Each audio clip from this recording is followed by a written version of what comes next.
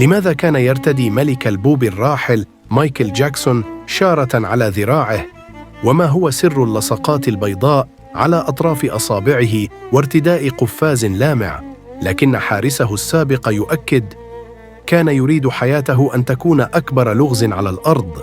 استطاع مايكل جاكسون أن يخلق لنفسه ستايل مميز ومذهل في عالم صناعة الموسيقى منذ ظهوره الأول على الساحة، حيث خطف الأنظار والأذهان بأعماله الغنائية الرائعة وتصميمات ملابسه المبهرة. وبالرغم من مرور سنوات طويلة على وفاة ملك البوب مايكل جاكسون، إلا أن هناك عدداً هائلاً من الأسرار التي لم يتم الكشف عنها حتى الآن.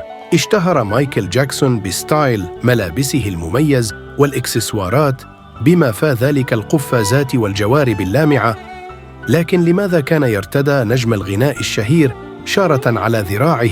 مايكل جاكسون، بالإضافة إلى كونه معروفاً بحسه المذهل تجاه الموضة والموسيقى، شارك أيضاً النجم الراحل في الكثير من المساعب الخيرية، وكانت إحدى هذه المؤسسات هي مؤسسة Heal the World، وهي مؤسسة خيرية أسسها مايكل في عام 1992، والتي سعت لمساعدة الأطفال في جميع أنحاء العالم، وقد سميت على اسم أغنيته الشهيرة التي تحمل نفس الاسم.